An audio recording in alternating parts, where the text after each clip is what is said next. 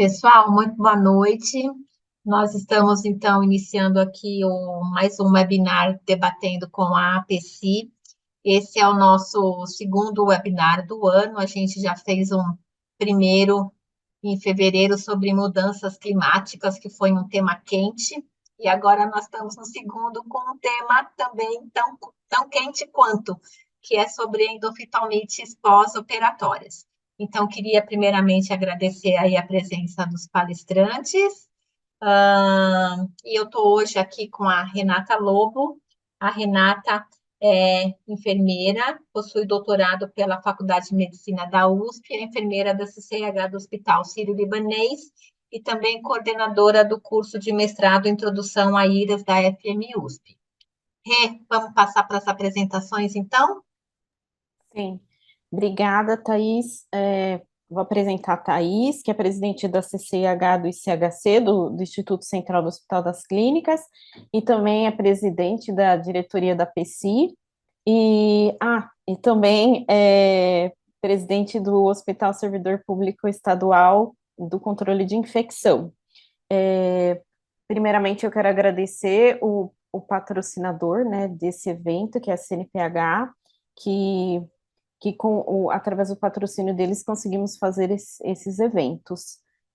Então, eu vou começar chamando a Maura. A Maura, assim como nós, ficamos muito indignadas com esse tema, né, com as infecções pós cirurgias oftalmológicas, mas a Maura ainda, junto com o Reginaldo, foi estudar muito profundamente sobre esse assunto, fizeram um webinar junto com a Anvisa e vai compartilhar aqui tudo que eles estudaram e vem se aprofundando sobre esse tema. Eu vou apresentar a Maura Salarone de Oliveira, tem doutorado pela Faculdade de Medicina da USP, e atualmente ela é gerente da CCIH do Hospital Sírio-Libanês e coordenadora do Grupo de Controle de Infecção Hospitalar do Hospital das Clínicas. Bem-vinda, Maura. Obrigada, fica à vontade. Primeiro eu começar então desejando aí uma boa noite a todos e todas e agradecer aí no nome da Thaís e da Renata nesse convite que a PECI fez. É um prazer dividir mais uma vez então um webinário aqui com o Reginaldo. E aí, como a Renata falou, né, eu e a Renata a gente trabalha junto há uns 20 anos e a gente já fez aí algumas investigações, já participou de algumas consultorias, tanto nos hospitais em que a gente atua, quanto em alguns outros cenários, né?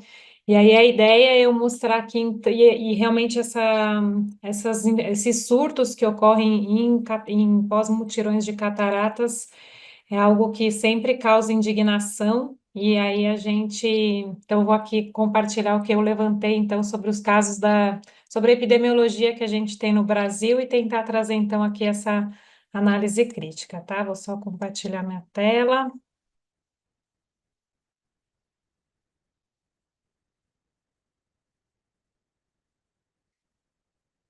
E antes de começar, eu também queria dizer que muitos dos slides que estão aqui nessa apresentação foram então foram cedidos gentilmente pela Denise Brandão, que é que coordena a divisão de infecção hospitalar do CVE, e pela enfermeira Dolores da Anvisa, que nesse webinário que eu fiz com o Reginaldo, a Dolores também mostrou os casos que são investigados pela Anvisa, tá? Começar, né? Só pela definição do que são as endoftalmites pós-operatórias, elas são então um processo inflamatório confinado no interior do globo ocular, decorrente de infecção por micro-organismos, e ela é uma das mais temidas complicações após os procedimentos oftalmológicos invasivos. Ela é considerada aguda se a sua apresentação for em até 6 semanas após o procedimento. Peraí que eu vou colocar o pointer que ele tinha me ensinado aqui, né? Então, é uma infecção que acomete essa parte aqui do globo ocular, né? Do humor vítreo.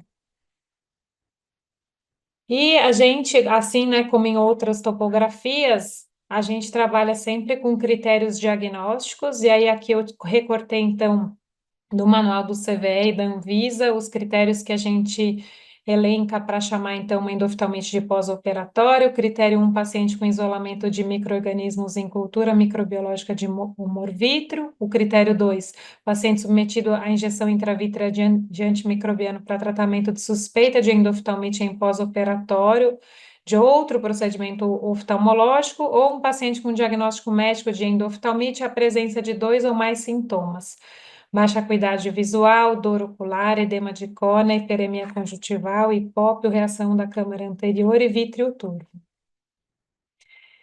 E aqui, né, é bem conhecido, então, de todos que essa infecção, que essa endoftalmite, ela tem um impacto na morbidade, na qualidade de vida e nos custos do sistema de saúde. Então, aqui, nesse artigo de revisão, né, ele colocou que os casos de endoftalmite que ocorrem após a cirurgia de catarata, mais ou menos 70% das pessoas fica com uma visão 20/200, né? A visão normal é 20/20. Então, ela ficou com essa visão 20/200, que é quase uma pessoa realmente cega desse olho, e alguns aí chegam a 20/40. Estão associados aí a um pior prognóstico ter uma cultura positiva, e existe até a possibilidade aí de fazer uma descolamento de retina. Eu não consegui achar aí dados de custo, né, mas todas as infecções também trazem trazem custos ao sistema de saúde e o impacto até na vida daquela pessoa que às vezes pode parar de ser, né, pode ter aí umas limitações de trabalhar. E aí a gente vai passar, então, aqui para incidência e a prevalência em diferentes cenários, eu trouxe do mundo todo, depois Brasil, São Paulo e as incidências reportadas em algumas instituições, tá? E aí eu achei interessante trazer essa que é uma publicação que todo oftalmologista apresenta para a gente, né, para defender o uso do antimicrobiano intracameral para prevenção de cirurgia de catarata. Esse artigo foi publicado, então, em 2006, é um ensaio clínico randomizado que foi começado em 2003, interrompido em 2006 por demonstrar, então, esse benefício. Foram incluídos 24 hospitais em diversos países, e aí, aqui nesse ensaio clínico, os doentes foram divididos em 4 grupos. No grupo A, que não recebia nem colírios com antimicrobianos, nem injeção intracameral de antimicrobiano. O grupo B, que recebia a injeção intracameral de antimicrobiano, mas não recebia o colírio com antimicrobiano, recebia um colírio placebo. O grupo C, que recebia o colírio com levofloxacin, nenhum antimicrobiano intracameral. E o grupo D, que recebia ambas as intervenções, tanto o colírio de levo quanto a injeção intracameral de levofloxacin. E aí a gente não vai discutir a fundo, né, esse estudo, mas eu trouxe porque ele é um marco aí, ele tem uma casuística gigante, ele traz aqui, então, o que a gente pode esperar. Aqui estão circulados a incidência de endoftalmite, uma é total e uma são casos comprovados, ou seja, com cultura positiva, e aí, nesse grupo sem intervenção, então, aqui, ó, foi de 0,3 e 0,2, no grupo B de 0,07 e 0,05, aqui no grupo C 0,2 e 0,1, e aqui no grupo que recebeu ambas as intervenções, então a gente tem 0,05 e 0,025. Então, a gente começa a ver aqui que esses números, então, nos anos 2000 aí, né, mesmo em quem não sofria essas intervenções que agora são consideradas aí um padrão um padrão ouro para prevenção de infecção, a gente já esperava, então, uma incidência de endoftalmite de 0,2, tá? E aí eu achei interessante esse artigo que foi publicado em 2024 no JAMA. É um artigo, então, que demonstrou qual é a incidência de endoftalmite após diversos procedimentos e tratamentos intraoculares. Então, é uma casuística gigante, né? Ó, são quase 6 milhões de procedimentos e aqui um pouco mais de 2 milhões de cirurgia de catarata. E aí, nessa grande corte, né, que é mais uma coisa de mais vida real, a gente teve uma incidência de endoftalmite de 0,08. Se for transplantes de córnea de 0,2, cirurgias de glaucoma 0,16, cirurgias de retina 0,16 e injeção intravítrea 0,06. E ainda que eu trouxe o destaque para a cirurgia de catarata, Então, foram mais de 2 milhões de pacientes que tinham essa idade média de 71 anos, e aí o que foi interessante foi que eles mostraram aqui, então, que dos anos 2000, essa taxa que era em torno de 0,20, 20 anos depois, né, essa taxa passou, então, a ser 0,05. Então, são esses números que a gente está esperando. Aí aqui a Anvisa, né, fez essa nota técnica com a orientação para vigilância de endoftalmites em 2020, para começar a ser realizada agora aqui em 2025, então acho que a gente vai ter dados em breve. Mas o estado de São Paulo, e aliás, foi muito aí com o apoio do Reginaldo, né? Já tem então um sistema de vigilância epidemiológica para endoftalmites relacionadas a procedimentos oftalmológicos invasivos. Aqui está esse manual. Esse sistema começou então em 2020, e aqui a gente vê o número de hospitais, né, de serviços que notificam seus casos, né, tanto a planilha como a gente faz de hospital geral, essa planilha com numerador e denominador aí. Então, em 2023, a gente teve 226 serviços que reportaram. E aí, aqui, a gente vê, então, no compilado dos anos, para a cirurgia de catarata, no estado de São Paulo, foram realizados, então, 564 mil procedimentos, a incidência de endoftalmite ficou em 0,03, e de injeção intravítrea também, 0,03. Aqui, em relação aos micro-organismos que causaram essas endoftalmites, a maior parte não tem isolamento de micro-organismo, e depois a gente tem Staphylococcus coagulase negativo, seguido de Strepto, Enterococcus, Staphylo e por aí vai. E aqui, bem recentemente, até agradeço essa equipe técnica da Covisa que enviou ontem ou antes de ontem aí esses dados, né, compilados do estado de São Paulo, então um dado bem recente do ano de 2024. O município de São Paulo tem então 42 serviços que notificam nesse mesmo sistema que eu já comentei anteriormente. Então, e aí no ano de 2024, a taxa de endoftalmite foi de 0,04, e a taxa, após cirurgia de catarata e após injeção intravítrea também, foi de 0,04. E aqui foram quase um pouco mais de 88 mil cirurgias. E a semelhança do que a gente já viu, então, quando olhou o estado todo no ano de 2023, a maioria tem cultura negativa.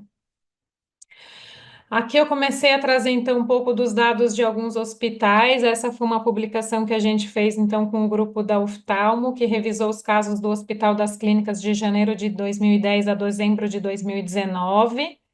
E a nossa taxa de endoftalmite foi então de 51 casos em 40, um pouco mais de 40 mil cirurgias, com uma taxa então de 0,12, um pouco maior então, né, ainda talvez aceitável, mas um pouco maior do que a gente vê mesmo para o município e para o estado de São Paulo, talvez porque a gente seja aí um hospital escola.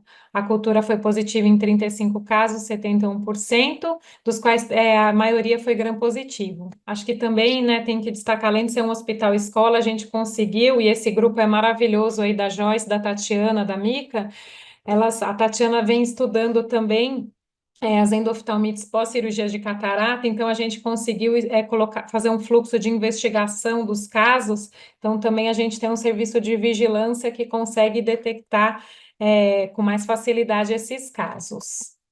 Aqui também encontrei essa publicação do Hospital do Hospital Servidor Estadual, que fez um antes e depois. Então, foi uma coorte que foi de julho de 2019 a julho de 2022, e a partir de um determinado tempo eles começaram a fazer então antimicrobiano, e aí eles mostraram aqui uma prevalência de 0,27 antes e 0 casos depois. Aqui eu também trouxe os dados do Hospital Sírio-Libanês, essa série, então, histórica de 2014 a 2024. Esse slide, a enfermeira Patrícia, que é responsável pelas infecções cirúrgicas, lá fez para mim. Então, a gente tem uma taxa agregada dos anos de 0,02. Isso aqui a gente teve, então, ao longo desses anos, um caso aqui em 2021. Bom, então, acho que até aqui, né, o que eu quis mostrar foi que tanto o nosso sistema de vigilância municipal, estadual, quanto quando a gente olha para as instituições, a gente tem um número parecido com o que é reportado, com o que é esperado na literatura. Mas aí a gente vem agora para essa parte bastante preocupante, que são então as infecções e surtos em mutirões de catarata, tá? E aí aqui acho que todo mundo viu todas essas, né, essas notícias. E aí eu trouxe muito do que na verdade eu encontrei na mídia leiga, tá? Porque aí vocês vão ver mais para frente também que eu trouxe nos slides da Dolores, que esses casos nem sempre são notificados. A gente realmente fica sabendo deles pela imprensa, pelo jornalismo. Então, esse surto em São Bernardo do Campo, em 2016, 22 pacientes desenvolveram endoftalmite aguda após um mutirão de cirurgias em São Bernardo, e as investigações revelaram que os instrumentos cirúrgicos não foram esterilizados adequadamente, contribuindo para as infecções. Esse no Mato Grosso, em 2019, 14 pessoas apresentaram complicações oculares após participarem de um programa de mutirão de cirurgias de catarata promovido pelo governo do estado do Mato Grosso. E esse episódio gerou processos judiciais e pedidos de investigação pelo Ministério Público. Esse surto no Amapá, em 2023, causou, então, infecção em 104 pessoas e aí foi identificado o fungo Fusarium. Esse no Rio Grande do Norte, em 2024, um mutirão de cirurgias realizado na maternidade Graciliano Lordão, em Parelhas, resultou em infecção ocular em 15 dos 20 pacientes operados. Então, olha que nem sempre a gente consegue o denominador, né? Mas nesse aqui, por exemplo, a gente vê essa taxa absurda, né? A gente está falando que para ser de 0,0, aqui é 75%. 8 desses pacientes tiveram que remover o globo ocular devido à gravidade da infecção e a bactéria Enterobacter foi identificada como agente etiológico. Aqui no Pará, em 2024, então em julho de 24, na cidade de Belém, após 40 cirurgias oftalmológicas realizadas no distrito de Coaraci, 24 pacientes apresentaram complicações infecciosas e 16 perderam o olho, mais uma vez aqui devido à endoftalmite. E aqui, nesse surto, a bactéria Serrácea foi isolada em 3 pacientes. As investigações apontaram falhas no reprocessamento de instrumentos cirúrgicos e na estrutura física da clínica como fatores contribuintes para o surto.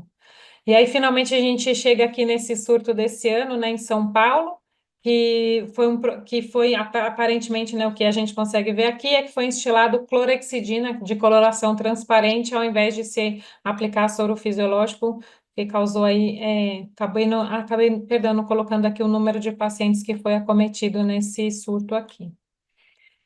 E aí, aqui, né, esses são os surtos, então, que são relatados, alguns desses que eu já mostrei, mas que eu tinha pego, então, do jornal, e aqui o que foi notificado para a Anvisa como surto, então, a gente tem esse em Rondônia com uma incidência estimada de 13%, o de Minas de 3,3%, do Amapá 74%, Rio Grande do Norte, esse que eu já mostrei, 75%, o outro do Pará 30%, Minas Gerais 80%.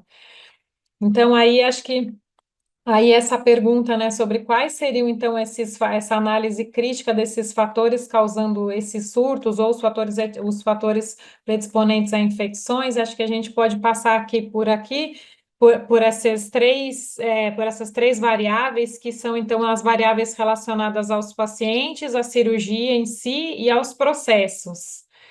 E aí, o que já está, então, comprovado na literatura, né, que a idade avançada, diabetes, a imunossupressão, a presença de doenças oculares prévias, o histórico de cirurgia ocular prévia e uso crônico de lentes de contato são aí os fatores de risco para esses pacientes desenvolverem infecções, e a gente sabe que esses fatores aí a gente pode, né, controlar a diabetes, tentar diminuir a imunossupressão, mas a idade avançada vai ser comum a todos esses pacientes, sendo eles operando aí de forma eletiva ou nessas cirurgias de mutirão. Em relação à cirurgia, o que a gente já tem provado também que agrega como fator de risco são o tempo prolongado de cirurgia, a técnica inadequada de antisepsia ocular, a falha no antibiótico, na profilaxia antimicrobiana, a contaminação intraoperatória, complicações intraoperatórias e injeção intraocular de fármacos sem controle adequado de asepsia. E de processos, como a gente já viu aí em alguns, né, desses até em manchetes de jornal, falha na esterilização de instrumentos, uso inadequado de soluções oftálmicas com multidose, frascos contaminados, qualidade inadequada da água, fluxo inadequado no centro cirúrgico, deficiências na higiene das mãos e uso de EPI e falhas na ventilação e filtragem do ar do centro cirúrgico. E aí, o que eu coloquei aqui, né, é o que coloquei entre aspas, né, que parece ser bem frequente. Esse parece, eu digo que é porque, assim, é da observação, né, não uma observação sistemática, mas do que, como eu contei aí, do que a gente já viu, e do que eu ouvi também da Dolores e da Denise. A gente tem várias vezes uma CME e um centro cirúrgico com uma infraestrutura e processos totalmente inadequados, colírios de PVPI multidose, né, usando em muitos pacientes. Entre uma cirurgia e outra, a equipe cirúrgica, ela não nem higieniza as mãos, né? Ela só troca as luvas estéreis. A gente vai ver uma foto mais para frente, mas em geral o cirurgião ele permanece num banquinho e é o doente que troca ali. Ele não faz nem a higiene simples das mãos. A equipe, que eu já comentei, e utilizar o mesmo conjunto de mangueiras de irrigação entre pacientes. Acho que isso é algo que o Reginaldo vai abordar aí na aula dele, tá? Então, ó, isso é uma infraestrutura, isso uma infraestrutura que eu acho, né, no meu entendimento, eu vejo como inadequada. É sempre assim, numa clínica, num lugar, colocam num lugar apertadinho, vai colocando o que dá, o que for, conforme vai cabendo, então, as autoclaves aí, elas vão colocando sem controle, né, sem rastreabilidade, algo bem rudimentar, digamos assim, né? A gente vê com a presença da tampa aqui, ó, com essa fita que vai ficar com essa cola grudada. E aqui, esse também é um slide da Dolores, que fez, né, durante a investigação de um desses multirões, e aí ela fez essa conta, né, que foram agendados 30 pacientes, aqui ela fez o conta dos horários, e isso deu, então, 13 minutos por paciente, o que a gente viu que não é suficiente para conseguir, né, realizar de forma adequada todas as medidas de prevenção que o Reginaldo vai endereçar, então, aqui mais para frente. Aqui, né, essa foto também é dela, tá, gente? Ó, o ar-condicionado do tipo split, esse centro cirúrgico compartilhado entre vários pacientes. Aqui, né, esse aqui que ela até fez uma piada, acho que foi a Denise, fez uma piada em um dos eventos que ela mostrou. Essa aqui ela fez até propaganda a prefeitura fez até propaganda. Olha essa pessoa aqui totalmente inadequada, né, no centro, num lugar que era para ser um ambiente cirúrgico, né, era para ser um ambiente cirúrgico assim como de outras cirurgias. E aí eu mantive até esse slide dela, que a gente tem vivido, acho que realmente eu concordo, essa banalização do risco, né, tem sido feito, sinceramente, acho que um cuidado até menor do que se fosse um acesso venoso periférico. E aí, aqui, então, todos esses fatores de risco que a gente tem visto, principalmente nesses mutirões, então, reuso de soluções, essa banalização do risco, falhas no gerenciamento de insumos, falta de protocolos e POPs. Ai, aqui, perdão, ficou de diálise.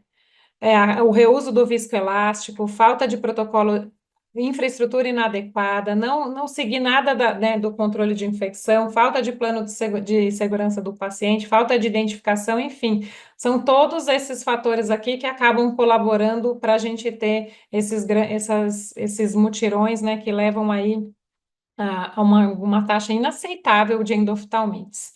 A Anvisa já vem se preocupando com isso, né? Ela já tinha, então, acho que o Reginaldo vai mostrar todas as medidas aqui que foram elencadas nesse manual. Também tinha sido elencado esse manual, então, sobre esses mutirões em saúde. E então, minhas considerações finais para essa apresentação aqui é que em situações eletivas, eu coloquei eletiva porque sempre a cirurgia de catarata ela deve ser uma cirurgia eletiva, né? Mas nessas condições, digamos, fora de mutirões, as taxas reportadas parecem bem dentro do esperado, né? Embora a gente possa aí ter algum grau de subnotificação. Eu vejo como positivo que a gente teve aí bastante avanços em sistema de vigilância no Brasil, né? Ó, a gente está aqui em março de 2025, eu estou mostrando para vocês dados do município de São Paulo, né, de 2024, acho que a gente avança bastante nesse sentido. A Anvisa tem se preocupado com a parte regulatória, né, e feito esse manual de prevenção de infecções em cenário geral em mutirões, né, já sabendo desse risco. Eu acho que fica aqui né, uma lição de casa para a gente, né? Como que a gente vai aprimorar a educação em controle de infecção de oftalmologistas, né? Eles saem talvez sem a percepção, né, desse risco. Em uma dessas clínicas que eu fui, eu tinha, por uma coincidência, a pessoa que tinha pedido para eu ir lá, a mãe dela estava sendo operada naquele dia. E então dá para ver que eles realmente não entendem aquilo como risco, né? E a situação que a gente via era dessa confusão na CME, confusão no centro cirúrgico, várias coisas multidose, nada de higiene das mãos, e a mãe da pessoa ia ser operada. Então, acho que realmente eles não têm essa noção do risco. Eu não sei se né, uma banalização, uma ignorância ou tudo junto. Os mutirões, eles têm passado, eles têm, né, sido reportadas infrações sanitárias gravíssimas, né, com muitos processos desrespeitados. Eu acho que alguns até acabam sendo realmente criminosos. E nesse webinário que a gente participou, eu e o Reginaldo, ficou ainda um questionamento, e quem o fez foi a presidente da Sociedade Brasileira de Oftalmologia, se será que a gente precisa naquele momento ela trouxe ali os números, mostrando que o Brasil, sem ser em situação de mutirão, já tem, óbvio, tem uma fila, mas tem conseguido realizar essas cirurgias de mutirões, então ficou esse questionamento se a gente precisa, mas de qualquer maneira, se eles forem realizados, a gente não pode aceitar nenhuma flexibilização aí das exigências sanitárias, né? Aí, ai. E eu termino aqui, não estava conseguindo passar. Eu termino aqui, então, com esse artigo da Folha de São Paulo, que foi publicado logo após um desses surtos, né? E que coloca, então, que em 15 anos, 276 pessoas perderam a visão em mutirões contra a cirurgia de catarata. E aqui, então, que essa presidente, Vilma Leles, também defendeu, então, assim como ela defendeu também nesse webinário, que a gente talvez não precisasse, né? Desses mutirões aqui no Brasil. E aí eu peço, então eu encerro por aqui minha fala, eu só vou aproveitar e pedir, e vou fazer propaganda desse nosso simpósio de atenção primária. É um primeiro simpósio que a gente faz para prevenção de infecções e resistência antimicrobiana. Ele é híbrido, as inscrições ficam no Simpla, e eu me sinto à vontade porque a gente tem aí o apoio da APECI para esse evento, e inclusive com um desconto para os associados, tá? Aí o link aqui pode eu digitar no Simpla depois, ou se vocês apontar aqui para esse QR Code, já dá direitinho pro link pro link de inscrições. Obrigada, pessoal. Depois fico à disposição aí para nossa discussão. Obrigada, Maura, excelente apresentação, muito obrigada. Vocês podem fazer as perguntas pelo chat, tá? Que a gente vai colocar para discutir depois. Só para lembrar que já vi uma pergunta aí, a apresentação desse webinar fica disponível depois no canal do YouTube da APECI. Então, vamos passar agora para a segunda parte, que é sobre as medidas de prevenção, que vai ser proferida pelo professor Reginaldo Adalberto da Luz. O Reginaldo tem mestrado e doutorado pela Escola de Enfermagem da USP. Ele é especialista em prevenção e controle de infecção pela Unifesp, é professor e coordenador do curso de pós-graduação de enfermagem e oftalmologia da Faculdade de Ciências Médicas da Santa Casa e é membro da diretoria da Sociedade Brasileira de Enfermagem em Oftalmologia, ou seja, é um enfermeiro especialista mesmo em oftalmo. Muito obrigada, Reginaldo, bem-vindo. Muito obrigada pela sua participação. Olá, boa noite a todos, todas. Eu que agradeço demais o convite. É uma oportunidade muito legal e necessária para a gente falar desse assunto. E, infelizmente, a gente tem falado muito desse assunto nos últimos meses, em decorrência do que a gente tem visto acontecer no Brasil nos últimos anos. Então, não é nada novo, mas parece que a coisa está piorando ao invés de melhorar, né? Deixa eu compartilhar aqui a minha tela. Depois só me dê um ok se está aparecendo aí, está tudo certo. Sim, está aparecendo. Muito bem. Então, é um prazer estar aqui com vocês. Agradeço o convite pela PECID. Logo de pronto eu já aceitei. Então, eu agradeço demais estar aqui com vocês. Então, como atuar efetivamente na prevenção dessas infecções? Como eu vou mostrar aqui algumas imagens de produtos, eu preciso declarar que eu não tenho qualquer tipo de conflito de interesses. Eu não tenho qualquer vínculo com nenhuma empresa. Então, tudo que eu mostrar aqui que tiver a marca do produto ou do equipamento, não estou falando bem ou mal, não estou recomendando ou não recomendando, é simplesmente para uma mera ilustração, ok? Bom, a doutora Mara já falou, então a endoftalmite, é importante que a gente tenha isso claro, que ela vai acontecer se bactérias que por algum motivo conseguiram adentrar lá no segmento posterior do olho. Então, durante um procedimento oftalmológico invasivo, e aqui eu prefiro usar esse termo procedimento oftalmológico invasivo para incluir a injeção intravítrea. Então, a endoftalmite ela é devastadora e ela acontece na mesma proporção após cirurgias de catarata e após injeção intravítrea de medicamentos. Então, vamos chamar de eu vou tomar a liberdade de chamar de procedimentos oftalmológicos invasivos para incluir aí a injeção. Então, na nossa microbiota, a gente tem lá bactérias que convivem lá na nossa conjuntiva e, obviamente, quando se perde a integridade do tecido, é porta de entrada para micro-organismos e, em algumas situações, esses micro-organismos conseguem adentrar ao conteúdo vítreo que lá tem um ambiente propício para crescimento dessas bactérias, para a multiplicação dessas bactérias, que vai causar todo o dano na retina, que vai dar o efeito de perda de visão para a maioria dos pacientes.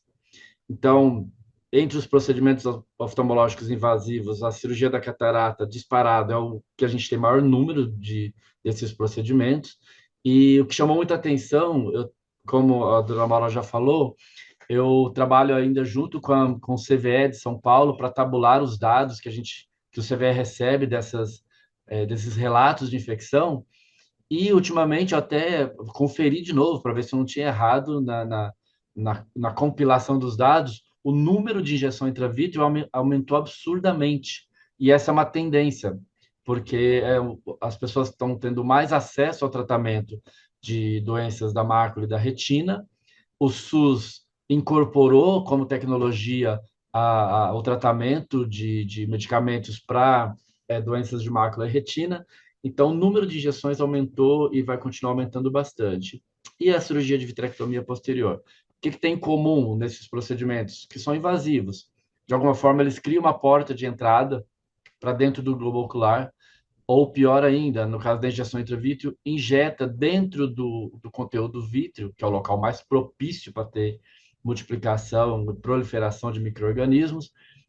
Então, são os procedimentos, junto com a catarata, que mais nos preocupam com relação à infecção. E aí já vi uma pergunta no chat, por que que não inclui a injeção intravítrea nessas vigilâncias? Está incluso, tá? A injeção intravítrea e a cirurgia de catarata, tanto pela vigilância feita pela Anvisa, quanto a vigilância feita pelo Estado de São Paulo, ficou definido que a vigilância será feita em cirurgias de catarata e injeção intravítrea, justamente porque são procedimentos invasivos que têm um potencial muito grande para evoluir para uma infecção. A doutora Mara também já mostrou uma informação muito importante, que é o perfil microbiológico dos agentes etiológicos. Então, quais são os principais micro-organismos que causam endoftalmite? São micro-organismos que normalmente estão presentes na nossa microbiota, presente em fossas nasais, na mão dos profissionais, que são esses gram-positivos e, menos frequentemente, alguns gram-negativos. É importante a gente saber disso, principalmente com relação à vigilância, porque em alguma situação você pode se deparar com, eu digo, o enfermeiro que faz, ou o profissional de CCH que faz a vigilância, com o número de casos de endoftalmite causados por grãos negativos numa frequência muito maior do que a esperada quando comparado com gram positivo. Isso é um forte indicativo que pode ser que você esteja diante de um surto ou de um cluster, né? Então não tem jeito, eu vou acabar repetindo algumas coisas que a doutora Maura falou, porque não tem como a gente fugir disso. Quando a gente pensa em prevenção, quando a gente pensa nos fatores que podem levar à infecção, está relacionado à estrutura e ao processo de trabalho. E o resultado disso será pacientes com sucesso na sua cirurgia ou casos de infecção que eram preveníveis, né? Então, com relação à estrutura, essa imagem aqui é de um mutirão em Divinópolis, né? De uma cidade que resolveu fazer mutirão. E por essa imagem dá para ver claramente que isso não é um centro cirúrgico, né? Isso não é uma sala operatória. Então, a sala operatória ela precisa seguir as estruturas, as diretrizes mínimas descritas na RDC número 50 de 2002, que fala entre outras coisas, da questão do ar, da restrição de movimentação. Aqui, olha a quantidade de janelas, todas abertas, e o que está ao redor desse prédio, não dá nem para imaginar, e o paciente com o campo cirúrgico e o olho aberto aqui. Então, isso aqui não é inteligência artificial, eu não consigo gerar essas imagens por inteligência artificial, é foto que as próprias prefeituras, ou o prefeito, o vereador, sei lá quem, faz propaganda. Olha, fizemos um mutirão, e coloca essas fotos que é a, a prova, né, do próprio crime cometido, porque um ponto de partida essencial relacionado à estrutura já não está sendo atendido aqui.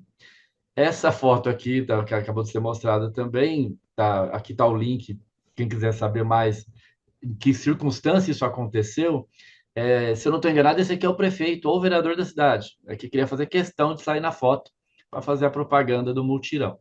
Então, enquanto eu estou falando para vocês, citando esses exemplos, eu já estou dizendo aqui o que é necessário para a gente não ter esses casos que são preveníveis, né?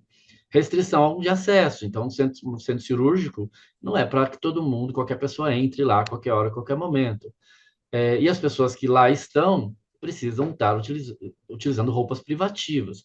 Vocês vão notar que eu vou falar muitas coisas aqui que são o óbvio do óbvio e que alguns que não são da área da oftalmologia, profissionais de controle de infecção de hospitais credenciados, que têm toda uma estrutura e que segue direitinho o livro de recomendações de prevenção de infecção, vão ficar horrorizados. Ou não vão nem acreditar no que eu vou dizer, de tão absurdo que são coisas que acontecem na oftalmologia. Aqui, se eu não estou enganado, são cidades diferentes, até tem uns links diferentes, situações em que se coloca 3, 4, 5 pacientes operando ao mesmo tempo, e aí para cada paciente, imagina a quantidade de pessoas. Então, não se tem minimamente a distribuição equitativa, né, para a quantidade de salas para o procedimento oftalmológico. Então, claramente, isso é uma banalização do processo, né? Com relação ainda à estrutura, não tem como a gente não falar sobre o processamento do instrumental, do material. Então, depois da cirurgia, o que acontece com esse material? Para onde que ele vai? O que vai ser feito com ele? Se é que ele vai ser processado, né? Então, quando a gente fala processamento, são todas as etapas após uma utilização de instrumental, que é limpeza, embalar esse material com uma embalagem, um sistema de barreira estéreo que garanta a sua esterilidade até o momento do uso, né, manutenção da esterilidade, e a utilização correta de processos de esterilização. Então, uma CME, ela de um centro oftalmológico, ela pode ser menor, porque a demanda é menor. Ela pode ser adaptada, mas ela não foge dos requisitos mínimos, né, de ter, por exemplo, um tratamento da água para que se tenha uma água purificada para o último enxágue. Isso está previsto na RDC número 15 de 2012, com relação ao último enxágue do material de algumas cirurgias, entre elas as oftalmológicas, a utilização de lavadoras ultrassônicas, incluindo aquelas que têm o jato de retrofluxo, para garantir que o material canulado vai ser limpo. Instrumentais de oftalmologia têm instrumentais com lumes de 5 milímetros ou menos, que uma escovinha não entra lá dentro. Então, qual que é a solução para garantir a limpeza desse material? Uma lavadora ultrassônica. E acreditem, eu coordeno um curso de especialização em enfermagem e oftalmologia, e entre os meus alunos, de longas turmas que já passaram, vira e mexe aparece um relato que não tem lavadora ultrassônica lá na sua instituição. E aí o aluno fala, poxa, não sabia que era tão importante assim, vou pedir para comprar. E aí eu fico feliz, porque daí semanas depois eu recebo o relato de que, olha, já falei, já compraram a lavadora ultrassônica. Isso de pessoas que estão comprometidas com aumentar a qualidade dos seus serviços. Imagine nesse Brasil afora a quantidade de serviços que não tem lavadora ultrassônica e deveriam ter. A RDC 15 deixa claro que para materiais de conformação complexa, que inclui esses instrumentais canulados, é necessária a utilização de lavadora ultrassônica. E aí entra a pistola de enxágue para garantir que você removeu todos os resquícios de sujidade desse material. E depois de limpo adequadamente e colocado numa embalagem com uma proteção, né, com sistema de barreira estéreo, a opção por qual método de esterilização você vai optar. Nos centros de oftalmologia, pela dinâmica das cirurgias oftalmológicas, não dá para tocar o dia cirúrgico com essas autoclaves pré-vácuo grandes, que eu chamo de grande porte. É muito comum, e é o mais comum a gente encontrar, e é indicado, inclusive, autoclaves de bancada, que são autoclaves menores, porém, com preferência para essas autoclaves que têm a bomba de vácuo. Elas são de câmaras menores, porém, tem uma bomba de vácuo e faz o vácuo prévio, né, o pré-vácuo antes da esterilização. Então, eu espero que instituição nenhuma no Brasil esteja trabalhando com uma autoclave exclusivamente gravitacional, porque ela tem suas limitações para esterilizar materiais canulados e principalmente canulados longos, e temos uma autoclave que é gravitacional pulsante, que ela tem uma forma diferente de remoção de ar, que ela não é pré-vácuo, mas também não é puramente gravitacional. Então, a escolha correta do equipamento é importante, com preferência para uma autoclave que tenha pré-vácuo, e ler o manual de instrução. Tá? Não é raro ou não é impossível de acontecer de o operador da autoclave opta por um ciclo que tem um tempo menor, porque ele está com pressa de o material ser esterilizado rapidamente, mas ele não leu no manual do fabricante que aquele ciclo não serviria para a esterilização de material canulado. E o que acontece? Lá na ponta, o instrumental pronto para uso, ninguém vai perguntar qual foi o ciclo que você usou para esterilizar esse material. Então, isso aqui está diretamente ligado ao enfermeiro de CME para garantir que o seu profissional está seguindo rigorosamente o manual do fabricante, as instruções de uso do equipamento. Com relação a processos, e aí é o que mais complica, né? Que eu acho que é o ponto mais nevrálgico aí dessas infecções, principalmente quando elas acontecem em situações de multirões, e eu também já vi uma pergunta aqui no chat sobre a definição de multirão, depois a gente pode conversar sobre isso, existe sim uma definição.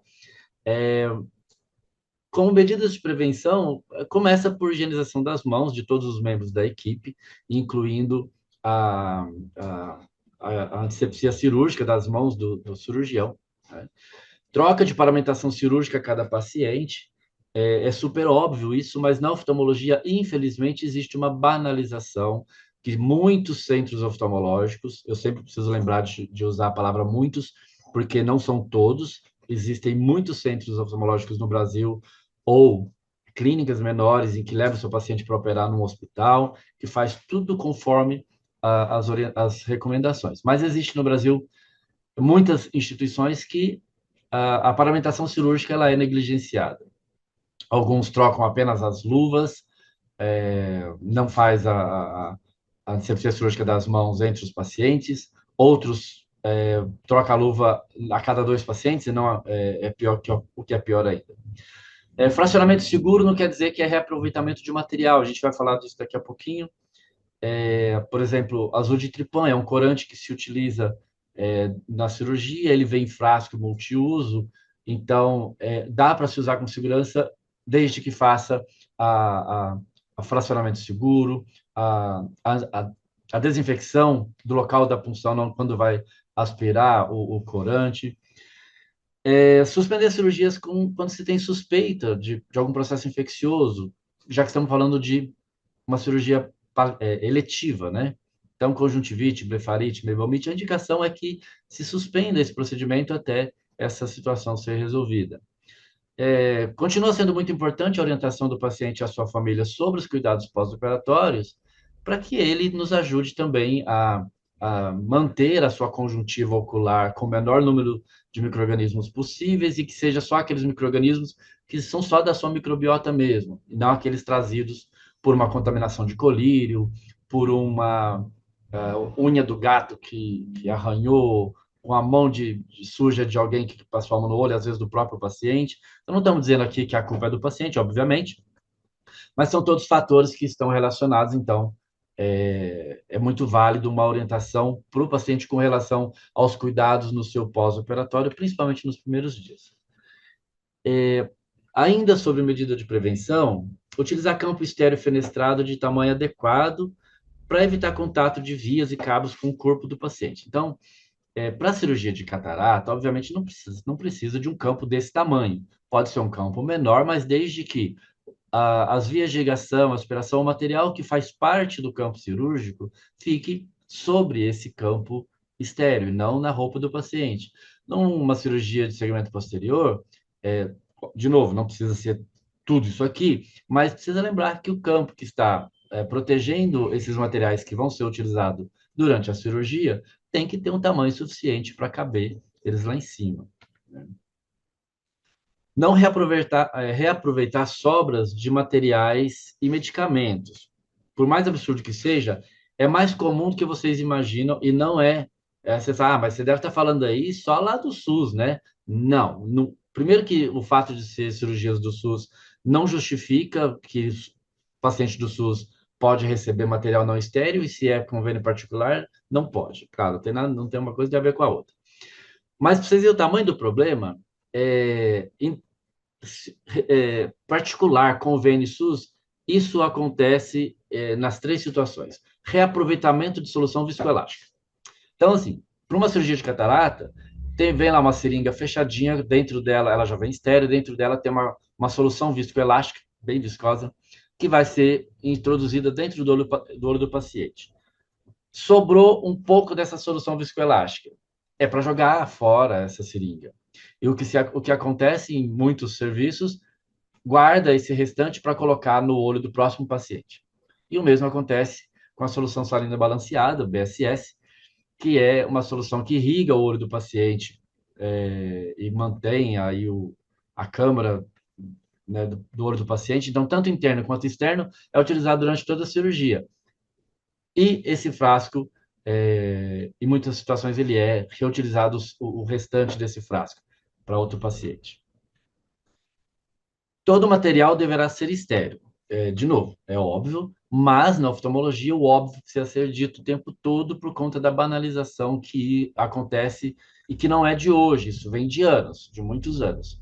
Então, para a cirurgia de catarata, não dá para realizá-la quando é pela técnica de facoemulsificação, é necessário um negócio que a gente chama de kit de faco. O que é esse kit de faco? É um cassete que fica lá acoplado no equipamento, lá longe do paciente, e ele é conectado com 2 mangueirinhas, na verdade 3.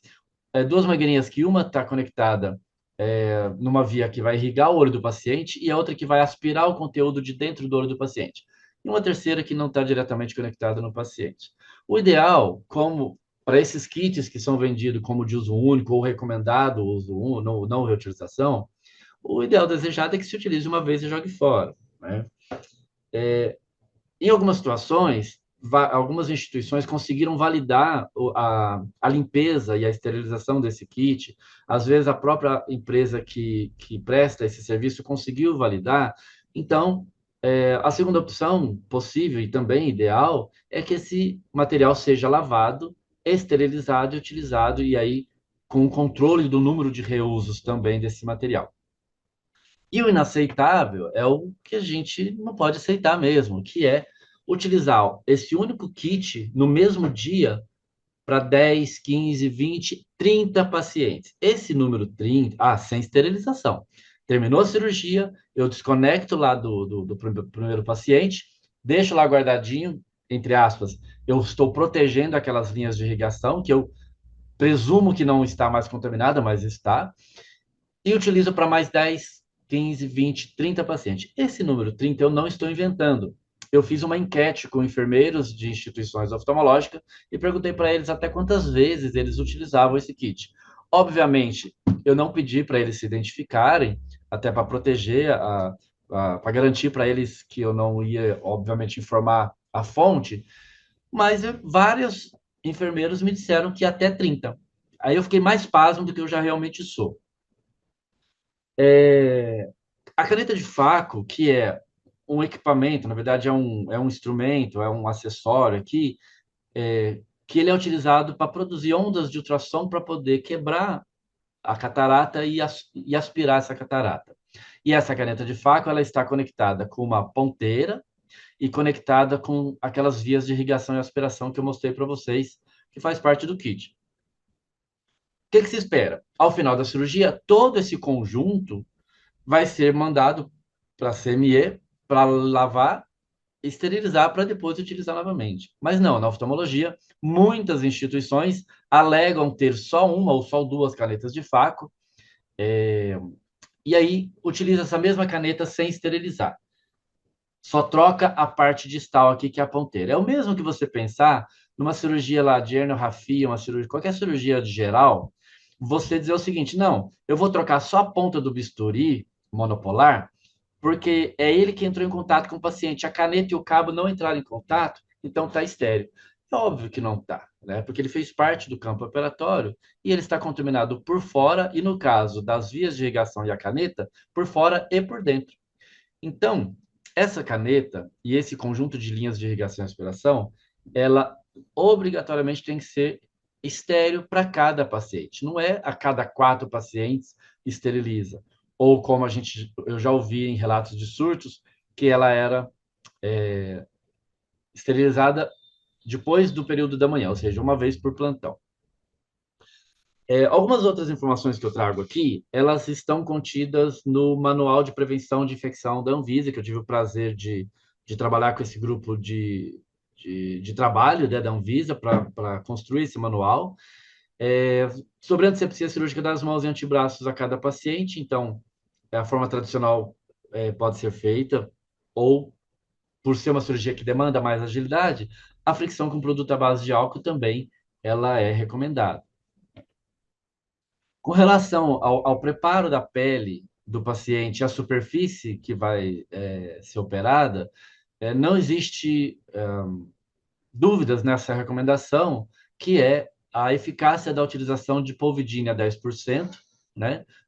Tópico, obviamente, que por ser periocular, aqui ela pode ser nessa concentração, com cuidado de que não pode escorrer para o olho do paciente, porque ela vai causar danos às células da córnea do paciente.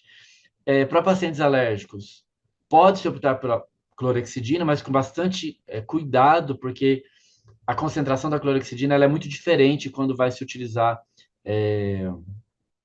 na conjuntiva, se for utilizado numa outra situação. E aí, obviamente, sempre um cuidado para não escorrer no olho do paciente, tá? Então, essa concentração de 10% de PVPI, ela não é para a superfície ocular, ou seja, não é aqui dentro do olho, ou melhor, na superfície do olho, córnea e conjuntiva. É na pele, na região periorbital. Para a superfície ocular, que aí é córnea e conjuntiva, a indicação que também não há dúvidas da eficácia da diminuição dos riscos de endoftalmite é o colírio de iodo povidona a 5%. Neste caso, ele não é tópico, né? Ele é aquoso. E para pacientes alérgicos, a solução de clorexidina é a 0,05% para evitar o risco de toxicidade. A professora Marol já falou, então, existe estudos aí que demonstram a eficácia de injeção de antibiótico intracameral ao final da cirurgia, além da utilização do iodo que a gente falou antes da cirurgia começar. Então, intracameral, porque ao final da cirurgia se injeta uma solução de antibiótico bem diluída aqui na câmara anterior do paciente. E tem estudos muito robustos mostrando o quanto é eficaz essa medida.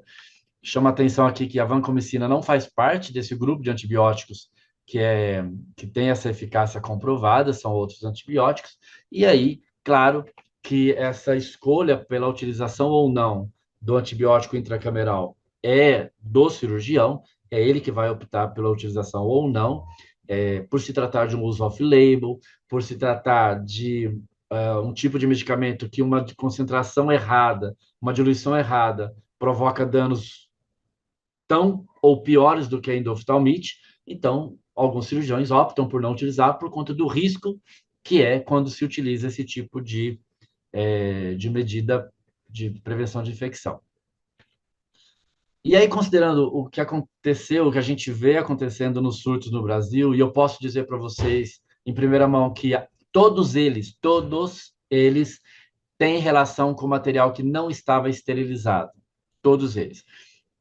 Eu tenho um contato muito próximo com o pessoal da Anvisa, às vezes as próprias equipes dos estados onde aconteceram a infecção pedem algum auxílio e aí prontamente eu me coloco à disposição e aí eu acabo tendo mais detalhes do que aconteceu e posso garantir para vocês que esses casos de 10, 12, 20 casos de infecção, todos eles têm relação com material não esterilizado.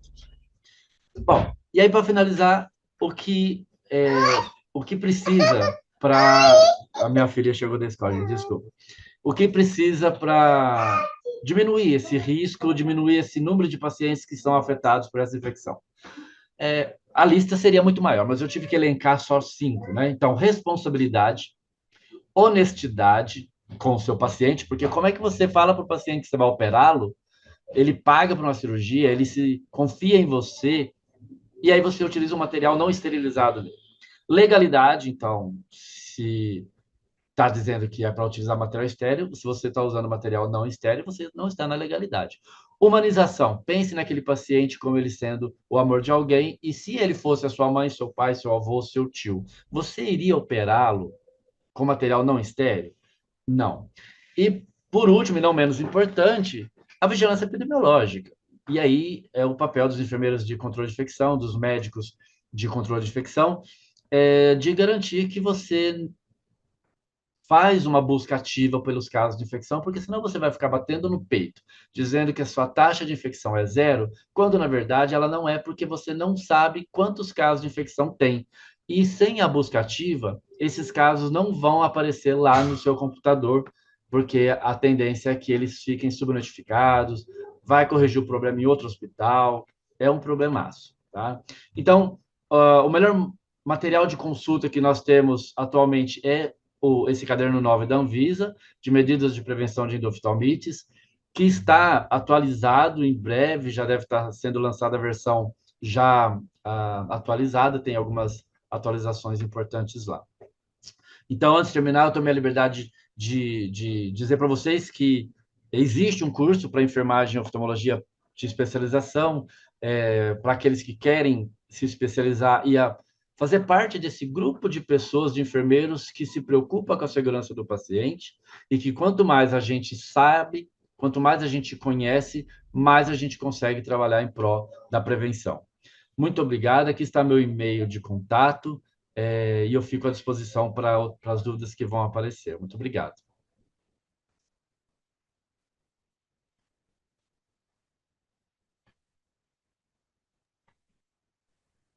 Ai, obrigada, Maura, obrigada, Reginaldo.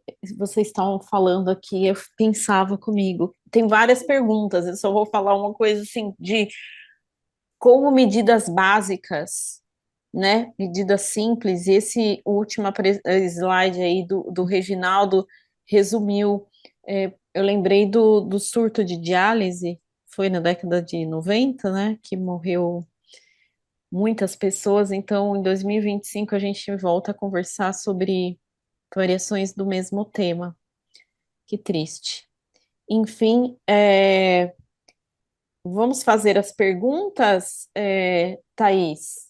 O Reginaldo já leu algumas aí. Mas, Reginaldo, vamos começar então pela definição do mutirão? sim. Eu até fui lá buscar, eu vi a pergunta, eu já tinha isso anotado aqui. Na minha concepção, mutirão, a gente tem usado essa palavra de forma errônea, e aí fica um negócio meio complicado, né? Assim, só porque fez 15 cirurgias num dia só, lá dentro do hospital, que tem toda a estrutura para fazer aquela cirurgia, aí vai lá e chama aquilo de mutirão. Na minha concepção, não, mutirão não é isso. Mas, vamos, para não ficar a minha opinião, o Ministério da Saúde, em 2004, escreveu essa definição, tá? Então, no documento da norma técnica da Anvisa cita, se eu não estou enganado, cita esse documento do Ministério da Saúde. Então, eu vou até copiar e colar no chat aqui, ó. Destina-se a incrementar a oferta de serviços em áreas específicas da assistência e, com isso, reduzir a demanda reprimida existente e as listas de espera para a realização de determinado procedimento cirúrgico seletivo. A palavra em si, mutirão, ela tem um significado mais amplo ainda, né? Que tem a ver com juntar um monte de pessoas para um bem comum, é basicamente isso. Mas essa definição do Ministério da Saúde é muito importante, porque, assim, no âmbito da assistência à saúde, o que se entende por mutirão, tá?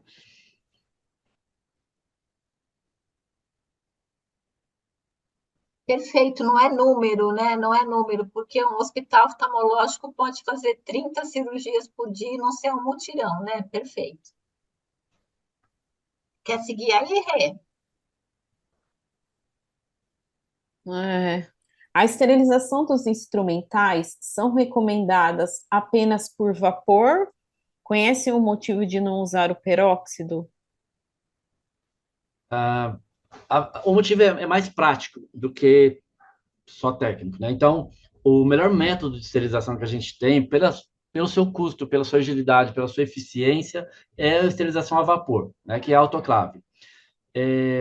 No serviço de oftalmologia, alguns materiais são termossensíveis e, obviamente, não podem ir na autoclave, e, nesse caso, nós temos outros métodos, que incluem o óxido de etileno, que é o mais utilizado, e, inclusive, o melhor método a baixa temperatura, por conta da sua alta capacidade de penetração no instrumental, a sua compatibilidade, e alguns hospitais talvez optem pelo peróxido de hidrogênio, que também é um método de esterilização eficaz, porém existem a preocupação do cuidado com materiais canulados, longos e estreitos. Então, você está muito atento se aquele material que você quer colocar para esterilizar no peróxido de hidrogênio, no vapor de peróxido de hidrogênio, se o fabricante diz que aquele tamanho e diâmetro de lúmen é compatível com o método e com o ciclo, tá? E aí a gente está considerando que é um equipamento validado, um equipamento que tem manutenção preventiva, obviamente para não deixar resquícios de peróxido de hidrogênio instrumental,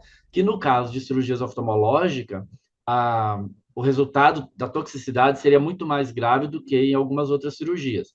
Mas na prática, Renata, a gente raramente tem esse método dentro de um centro oftalmológico por conta do seu custo, não vai se utilizar tanto esse equipamento, e o óxido etileno atende muito bem as instituições, mesmo demorando um pouco mais para o instrumental voltar para eles. Ô, Reginaldo, agora uma pergunta minha aqui. Não li o documento da Anvisa que você participou agora e na construção, mas vocês colocaram um pacote mínimo de itens que devem ter, por exemplo, essa questão do material ser canulado, que tem que ter as escovas, que tem que ter ultrassônica, que tem que ter autoclave a vapor, os cuidados com os seringa, multiuso, tudo isso. Eu sei que não é garantia, né? Porque eu posso ter tudo isso e ainda errar o processo, mas tem essa lista de itens necessários para uma cirurgia ou um mutirão? Tem. Na verdade, não tem uma lista pro mutirão. A última norma técnica, ela evoluiu bastante porque ela começa a apontar as responsabilidades das pessoas envolvidas, que vai do diretor técnico, do serviço dos médicos de oftalmologia, o serviço que está recebendo essas pessoas, a questão de avisar previamente os serviços de vigilância e de necessidade de garantir que tem quantidade de instrumental suficiente e pessoas e estrutura e processo. Porém, não existe uma lista lá, olha, para uma cirurgia de oftalmologia você tem que ter esses instrumentais, esse equipamento, esse aquele outro. No manual da Anvisa, do caderno 9, o que tem lá é um reforço de tudo que já está na RDC 15 de 2012, com relação à necessidade de limpeza, garantia da limpeza, esterilização, manutenção da esterilidade, nada de novo, né? É só um reforço do óbvio, mas que está tudo contido lá. Mas a norma técnica sobre os mutirões, ela começa a apontar responsabilidades e, e itens que precisam ser observados antes de começar o mutirão, e aí inclui responsabilidade das vigilâncias, do técnico responsável, enfim, ela é um passo importante para tentar minimizar um pouco o que acontece nesses mutirões. Ô, Reginaldo, você podia aproveitar então e comentar, porque muitas das vezes o instrumental é do próprio médico oftalmologista, né? E ele anda com o seu instrumental e vai operar em diversos hospitais. Então, existem dois pontos que eu acho importante. Às vezes, eles não deixam que a instrumentadora ou que a enfermeira técnico da central de material lave, porque eles acham que danifica o material, porque a pessoa não sabe lavar, e o material é muito delicado. E a outra situação que eles colocam muito é não lavar com detergente enzimático para não ter atas. Você podia comentar um pouquinho a respeito disso? Sim. Com relação ao médico trazer o seu instrumental, é muito comum em muitos centros oftalmológicos, mas tem muitos centros oftalmológicos que eles já têm um arsenal, né, uma quantidade de instrumental prontas para uso para os cirurgiões que atende à demanda daquela instituição, e ainda assim o cirurgião, obviamente, tem a opção de utilizar e complementar com o material dele, mas aí o enfermeiro de CMI e o enfermeiro de centro cirúrgico, eles têm um respaldo, de novo, da RDC 15, que diz que todo material que vai ser utilizado no procedimento, necessariamente ele tem que ter passado pelo processo dentro da CME do próprio hospital, da própria instituição. Então, isso não é uma invenção nossa. E aí, o enfermeiro responsável, a enfermeira do centro cirúrgico e do CME, tem esse argumento baseado numa RDC, que diz que não é, mesmo que o material já venha esterilizado com carimbo do Hospital Super Hiper Mega Plus legalzão, vai ser lavado, embalado, esterilizado novamente, porque senão aquela CME não pode garantir que aquele material está esterilizado de fato e, como você falou, se não está isento de substâncias tóxicas que podem causar a tal da síndrome tóxica do segmento anterior, que é a TAS. Né? Então, com relação aos detergentes, essa pergunta é muito, muito interessante e é bom fazer sempre mesmo. É assim, nós temos estudos suficientes para a gente usar o detergente enzimático com tranquilidade. Isso é um ponto. Por quê? Porque o detergente enzimático, depois de enxaguado, ele não vai deixar resquícios no instrumental suficiente para provocar esse tipo de reação. Porque aí nós estamos pressupondo que o processo está ok. O problema não é o detergente enzimático. O problema é se ele não foi enxaguado corretamente depois. Bom, mas para além disso, se o problema é maior na instituição com relação à tratativa e com coordenação entre as equipes, se na oftalmologia optar-se por utilizar o detergente neutro, ou seja, sem enzimas, isso não é um prejuízo para a limpeza do material. Por quê? Porque o detergente neutro, ele vai limpar o material também, não tão com a mesma eficácia do enzimático, porque senão não precisaria de ter diferenciação, mas ele vai limpar. Por quê? O material de oftalmo, ele tem uma carga de sujidade, uma carga de sangue muitíssimo pequena. Então, a gente não tem dúvida que o detergente neutro também vai limpar com eficácia. Porém, o detergente neutro também é um produto químico. E o mesmo se aplica. Se ele não for adequadamente enxaguado, o detergente neutro também pode causar uma reação inflamatória, que não temos relato ainda, mas que pode ser uma taça. A pergunta agora para a Maura e para o Reginaldo, vou juntar duas, tá? A questão de cuidados pré-procedimento. A Raíla Macedo e a Cláudia Carrilho perguntou da questão da roupa, se a pessoa que vai fazer a cirurgia, não, o paciente, né? Se ele pode ir com a roupa da casa dele. E a outra pergunta, juntando, é se só lavar o rosto em casa antes do procedimento já seria o suficiente para Protocolo do paciente lavar o rosto na unidade antes da entrada no centro cirúrgico seria uma medida realmente eficaz? Isso Eu, é um eu, banho pré-operatório. é, Enfim, a gente fala aí, discutiu essa Mara. semana, né, Renata? É, Depois, ó, eu acho que em relação aos cuidados pré-operatórios, né, a gente vem discutindo isso de cada vez mais a gente conseguir orientar esses pacientes de tudo o que vai acontecer, das medidas que ele tem que fazer, tanto antes quanto depois da cirurgia. Eu acho que isso é algo super importante que a gente precisa avançar. Eu não sei dizer se essas questões relacionadas ao banho do paciente, se elas foram estudadas especificamente para a cirurgia de catarata, mas o que a gente recomenda é que realmente seja realizado esse banho no pré-operatório e no momento da cirurgia, o que a gente recomenda é que faça antisepsia, antisepsia periocular com algum antisséptico alcoólico, seguido de PVPI tópico na conjuntiva, o colírio, né? E aí é algo que eu e a Renata, a gente descobriu isso lá em 2000 e pouco, que os oftalmologistas, eles faziam um PVPI da cabeça deles, eles pegavam e diluíam um PVPI a 10%, colocava soro fisiológico, e isso ficava dias e dias. Então agora a gente já evoluiu uma formulação pronto uso, e é uma das medidas aí mais importantes para, né, esse preparo da conjuntiva com o colírio de PVPI.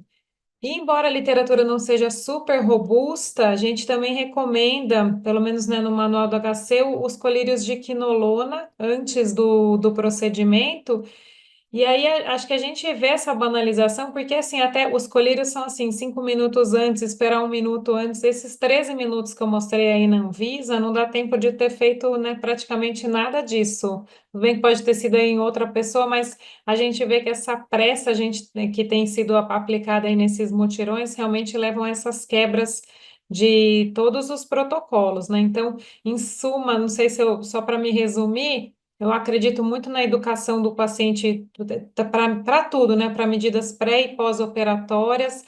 A gente recomenda esse banho pré-operatório e a parte de lavar a face realmente fica por conta já da equipe assistencial. E a importância do colírio de PVPI a 5% e do colírio de quinolona. Em relação à roupa, eu nunca vi nada diferente. Eu, pessoalmente, acho que eu não vejo nenhum problema do doente usar a própria roupa, seja no mutirão. No ambiente cirúrgico, a gente acaba, né, trocando, mas eu não vejo nenhum problema. Não sei se o Reginaldo tem mais informações.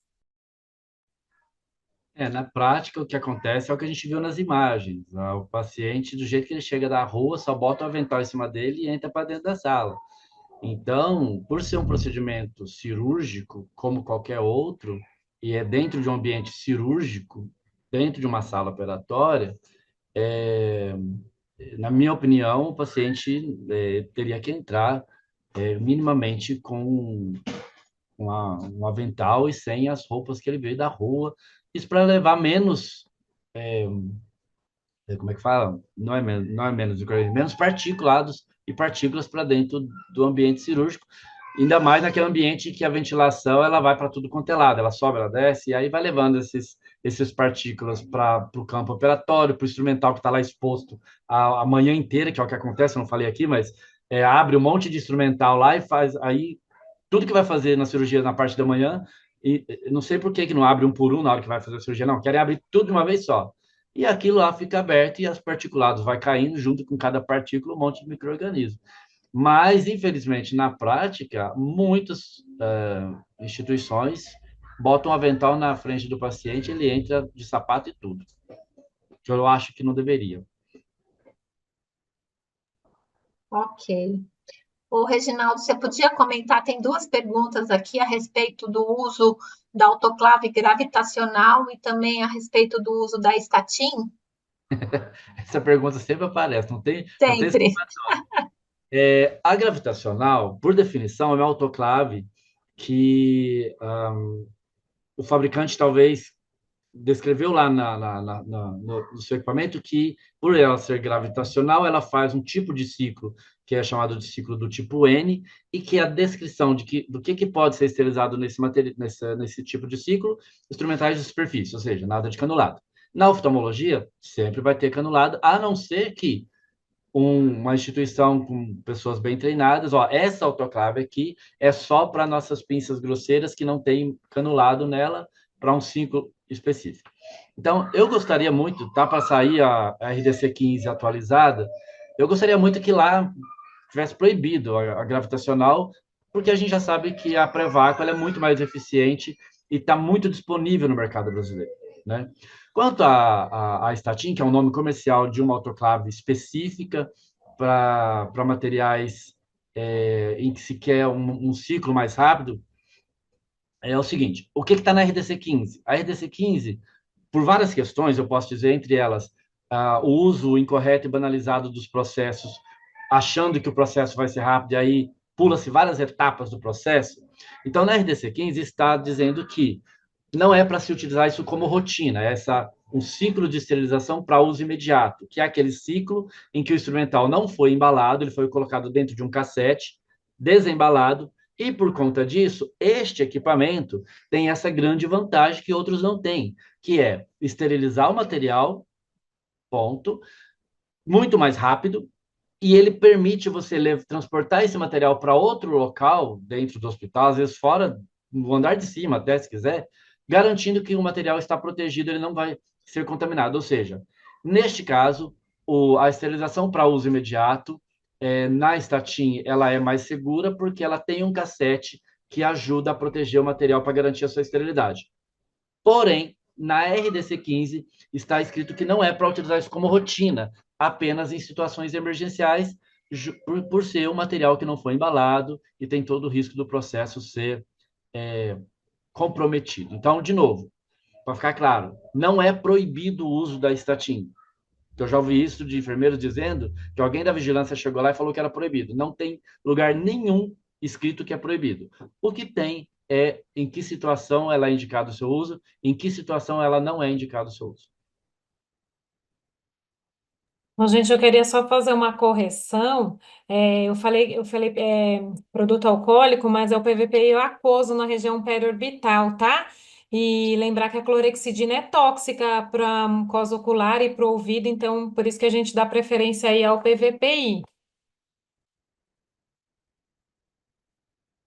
Ah, Desculpa, quer falar, Maura? não, não. O Reginaldo, você disse sobre, a Patrícia está em dúvida, sobre aquela questão do viscoelástico não ser utilizado em mais de um paciente. Fiquei em dúvida.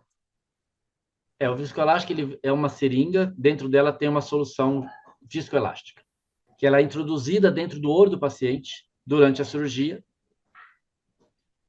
e em algumas situações sobra um pouco desse viscoelástico. O que alguns serviços fazem? Ao invés de jogar essa seringa fora, porque o próximo paciente tem que usar uma seringa nova, porque a primeira está contaminada com os micro-organismos do primeiro paciente. Tem instituição que põe lá o restinho desse viscoelástico e espera vir o próximo e usa o restinho no próximo. É tão absurdo que parece que é inacreditável, mas é isso mesmo que eu descrevi para vocês.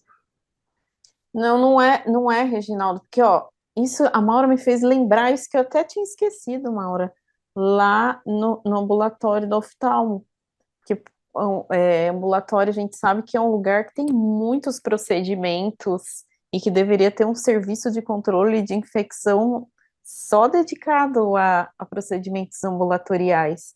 E aí, assim, você usa colírio? Uso. Você faz antisepsia da pele? Faço. Mas aí, quando você vai ver os processos, então, olhem os processos, né? O Mauro, acho que você poderia responder aqui, é sobre a questão, a Laís perguntando não sei se você sabe, sobre a diluição da upivocaína, mais hialuronidase, 2.000 unidades. E aí ela fala que faz essa diluição já para compartilhar para vários pacientes. Eu não sei se você ou o Reginaldo poderia responder isso, É, da é questão da é o introdução. anestésico para o bloqueio. É, O anestésico para o bloqueio antes da cirurgia.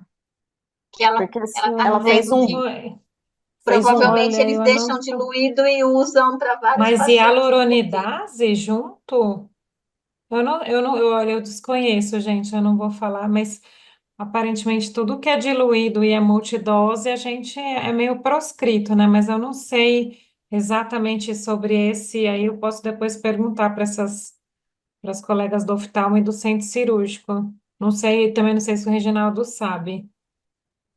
Eu estou tentando lembrar o nome. É uma substância que ela aumenta a potência da anestesia local. hum, E geralmente ela não é intraocular, né? Geralmente ela é retrobulbar ou peribulbar.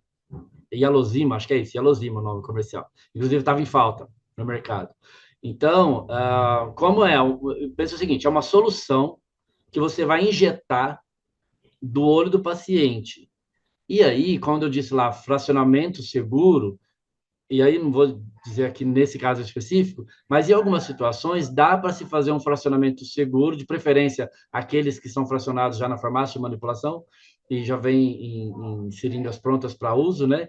Então, em algumas situações, o fracionamento de algumas substâncias, por exemplo, o antibiótico que vai ser utilizado para 3 pacientes. Então, se utilizou, fez todo o processo seguro ali de diluição de antibiótico e aspirou 3 seringas para 3 pacientes. Então, não estou endossando aqui ou contraindicando, mas, assim, na prática, alguns fracionamentos que são feitos e vão continuar sendo feitos, precisa ser feito com segurança. Mas aí eu estou dizendo de uma situação em que o ponto de extração foi feito de forma asséptica e foi usado no paciente. Aquilo que foi usado no paciente foi totalmente removido e jogado fora. O próximo paciente não tem contato com a agulha ou a seringa do paciente anterior. Tá? Então, o fato de fazer a mistura da solução, e aí, obviamente, sei lá como isso é feito, mas essa de forma séptica é uma coisa. O problema e o que é inaceitável é o compartilhamento, por exemplo, numa seringa só eu injeto 2 ml, aí depois só desconecta a agulha, e no próximo troca a agulha e injeta mais 3 no outro. Isso não, isso é inaceitável, porque você está submetendo o seu paciente a um alto risco de infecção por negligência, né? Por imprudência. e, Reginaldo, essa diluição, quando for feita, né, isso que você reforçar, isso tem que ser apartado do ponto de assistência. Então, não fazer a beira procedimento, ter um local dedicado a isso para fazer essa diluição e a pessoa exclusiva para fazer esse procedimento, para garantir um pouco mais a esterilidade ali do produto. Além É, das. e só para lembrar, né, eu acho que, além de tudo, essas seringas que o pessoal anda fazendo, aparentemente foi mais ou menos assim que injetaram a clorexidina, né, no olho nesse surto em São Paulo. A gente vê quando essa produção aí de Nossa. multidoses ou de outras, né, soluções acaba sem identificação. Você não sabe se aquilo está ali a 1 minuto, a 5 minutos ou a 5 horas, não sabe o que é. Então, eu acho que tem que tomar muito os processos, né? Como você comentou aí, eu não conheço essa prática do hialosima, mas se ela for segura, mas ela tem que ser feita de uma maneira adequada, né? Como você colocou. Então, identificar, ter, depois, se é possível, rastrear. Acho que a gente tem que voltar, né, nesses conceitos básicos com os oftalmologistas, que em 2025 injetar clorexidina porque não era colorido, né, gente? É muito triste. Só complementando, aí tem um ponto importantíssimo para os profissionais de controle de infecção, ou não necessariamente numa CCH, que às vezes um centro oftalmológico não tem lá uma CCH, nos moldes que tem um hospital, mas do enfermeiro e o profissional de CCH ir em loco, ver como é que eles estão fazendo, porque a visão do profissional de controlador de infecção, ela é muito diferenciada de quem está lá na prática. E às vezes a pessoa que está fazendo não está nem se dando conta do absurdo que ela está fazendo, até que alguém diga: Meu Deus do céu, você está fazendo assim. E aí esse olhar do controlador de infecção ou do enfermeiro da instituição que para e fala, não, hoje quero ver como é que eles estão fazendo essa diluição e manuseando isso aqui. Isso é muito importante. Oi, Reginaldo, posso estar sendo inocente, mas eu penso parecido com você, que eu acho que é muito mais a ignorância do que a má fé, sabe? A ignorância, não importa, o desfecho é o mesmo, mas assim, dá para trabalhar na ignorância, ainda tem esperança. Que vai ao encontro aí do que a Silvia Fonseca escreveu aqui, que se todas essas ações, né, que vocês estão participando junto à Anvisa, ao Estado, aqui ao CVE, se de alguma maneira está chegando em quem faz o procedimento, nos oftalmologistas, se tem reuniões com as sociedades. Olha, o que eu ouço dos enfermeiros de enfermeiras que trabalham diretamente com esses profissionais, chega assim. Chega porque eles têm bastante medo de ter a conotação negativa da notificação dos casos. Outros, inclusive, fica com medo de o nome da instituição dele aparecer, e por isso que ele não quer que o enfermeiro mande a notificação. E aí, caso recente, a própria enfermeira falou, não é que eu quero mandar, aqui, ó, a Anvisa está dizendo que eu tenho que mandar, né? E aí me perguntaram por e-mail sobre isso, eu falei, não, pode dizer que o nome da instituição não vai ser dito, mesmo que tiver lá um índice muito maior do que os outros, e eu posso garantir, porque eu conheço isso de dentro aí do CVE, a seriedade do trabalho, principalmente aí da doutora Denise, doutora, ah, fugiu o nome, Magda, enfermeira.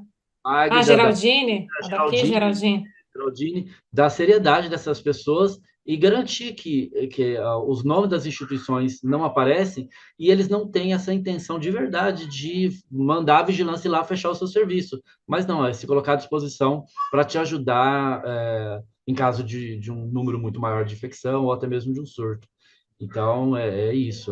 Os oftalmologistas estão sendo impactados ou minimamente estão sendo colocados dentro desse processo, minimamente para ter ciência do que está acontecendo e que esses dados estão sendo compartilhados. E muitos deles fazem questão de eles mesmos mandar as informações para o CVE, porque na época da implantação eu fiz entrevista com várias pessoas, inclusive com a doutora Maura, e alguns cirurgiões donos das instituições que fizeram questão de participar junto com a enfermeira de controle de infecção. Então, é um trabalho que vai estar gerando frutos e vai gerar mais ainda. O Ô, Reginaldo, deixa eu Reginaldo, fazer uma... e só Fala, para Mauro. lembrar, nesse webinário aí que a gente fez depois de um dos surtos, acho que foi em outubro, novembro do ano passado, né, Reginaldo?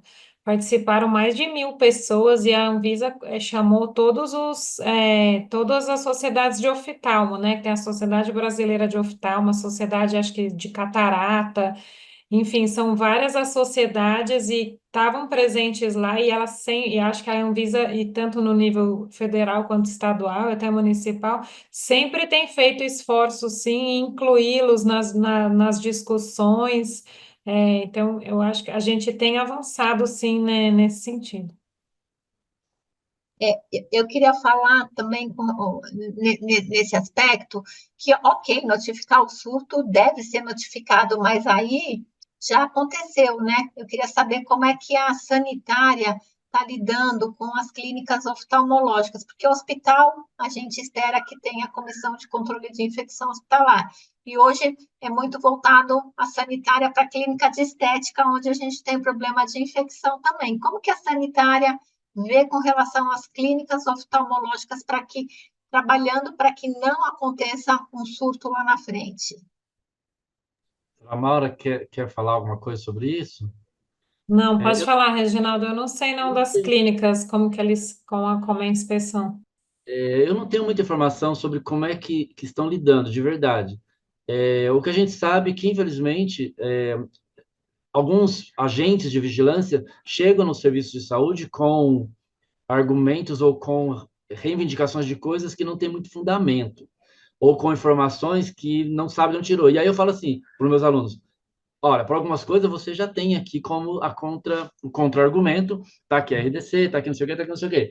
Mas algumas coisas, eu já ouvi, né, de alunos meus dizendo assim, não, a moça da vigilância disse que ela diz que não pode, mas para provar que realmente não pode, é eu que tenho que dizer para ela que pode. Quer dizer, o ônus é o contrário. O agente da vigilância vai falar: você não pode usar a estatinha aqui.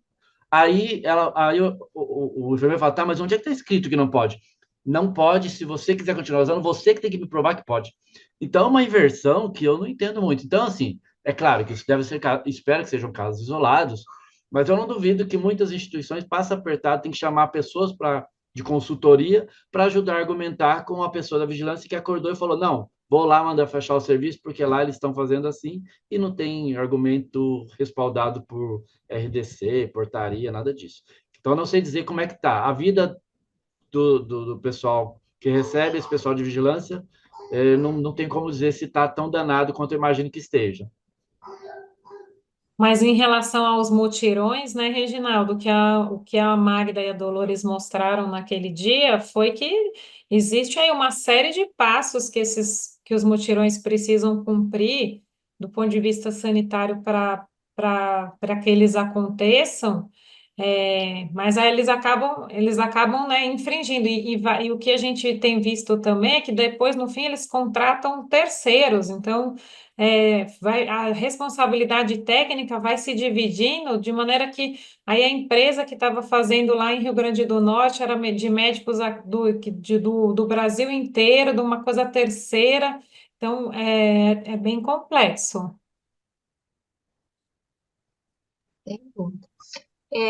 Tem uma pergunta aqui também a respeito da diluição da cefuroxima intracameral. Maura, você quer comentar do nosso protocolo?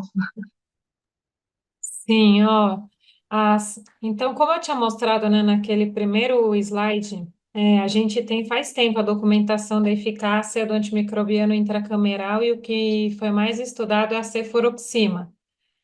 Só que o problema, e eu e a Thaís e a Renata, a gente já se debruçou em muitas reuniões em muitos anos, é o quê? O frasco de cefuroxima, ele vem com 750 miligramas, ele tem que virar 1 miligrama. E aí, não existe no Brasil uma solução pronto-uso, na Europa tem uma solução pronto-uso, aqui a gente não tem. E a gente, então, acabou desenvolvendo um POP, que aí agora eu nem saberia falar tudo de cor e acho que ficaria bem comprido, não sei se depois a gente pode disponibilizar, né, Thaís, no site da APC, mas que foi construído, então, numa parceria com a farmácia que estudou para a gente a estabilidade. E aí tem bem direitinho, o passo 1, que é reconstituir em 5 ml, ou 1 ml, sei lá, estou dando um exemplo aqui. Aí você reconstitui esse frasco, aí depois aí ele mostra qual é a concentração final dessa etapa 1. Aí passa para a etapa 2, que é diluir. Aí essa diluição vai ficar com uma concentração de X.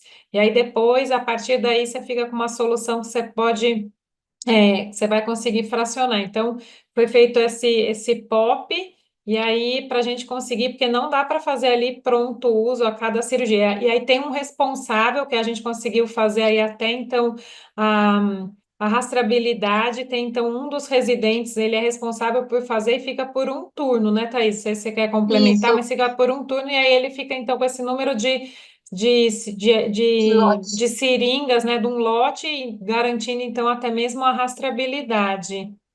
E é feito na sala cirúrgica, tá? Para quem perguntou.